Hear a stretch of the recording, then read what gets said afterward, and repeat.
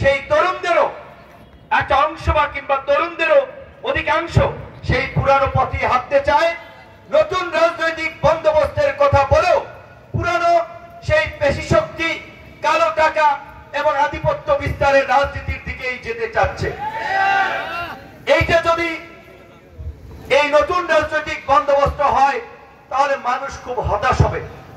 মানুষ 53 বছরে বিভিন্ন রাজনৈতিক দলকে দেখেছেন, একাধিক সরকারকে দেখেছে, কিন্তু এটা বাস্তবে এই দেশের বাস্তবতা আমরা দেখেছি ক্ষমতায় গিয়ে যেই লঙ্কায় যায় সেই রাবণ হয়।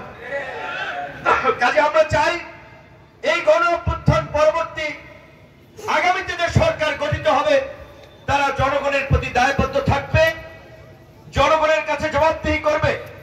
বিনা ভোটে এমপি হবে না, কেন্দ্র দখল করে উপজেলা চেয়ারম্যান, ইউনিয়ন পরিষদের চেয়ারম্যান হবে না। সেই কারণেই এই সিংহায় আসা আমাদেরকে। কারণ আমরা মনে করি রোজা যেমন মুসলমানদের আত্মশুদ্ধি, আজ ইবাদত বন্দেগীর মাস, আল্লাহর কাছে যাওয়ার একটা উপযুক্ত সময়। এই যে জাতীয় নির্বাচনের আগে সংস্কারের জন্য, জাতীয় ঐক্যমতের জন্য আমরা যে সময়টা পাচ্ছি, এই সময়টা রাজনৈতিক ভাবে আমাদের আত্মশুদ্ধি, আত্মসংযমের সময়। এই আত্মশুদ্ধি এবং আত্মসংযমের মাধ্যমে নিজেদেরকে জনগণের কাছে উপস্থাপন করতে হবে। আমরা ইউনিয়ন পরিষদের চেয়ারম্যান হতে চাই, উপজেলার চেয়ারম্যান হতে চাই, পৌরসভার মেয়র হতে চাই, এমপি হতে চাই। এমপি হলে তো অনেক কিছু করতে চাই, না হয়ে কি করছি আর কি বলছি সেটার বাস্তবতা কি সেটাও মানুষের দেখা দরকার। মঞ্চে উঠে সকল নেতাই গলাবাজির বক্তৃতা দেয়, মাদক যুব সমাজকে ধ্বংস করছে, আমরা মাদক নির্মূল করতে চাই, আমরা চাঁদাবাজি নির্মূল করতে চাই, আমরা সমাজ থেকে সকল ধরনের অপকর্ম দূর করতে চাই।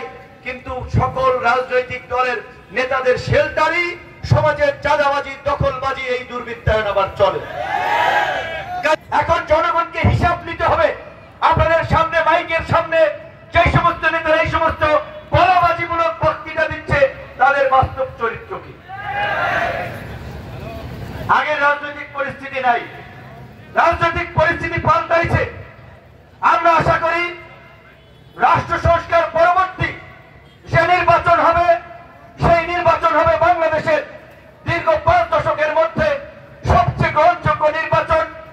জনগণের স্বতঃস্ফূর্ত অংশগ্রহণের এবং জনসমর্থনেই আগামীতে জনব্যবস্থা থাকলেও সব রাজনৈতিক দল ক্ষমতায় থাকতে এই তত্ত্বাবধায়ক সরকার ব্যবস্থাকে নিজের মনের মতো করে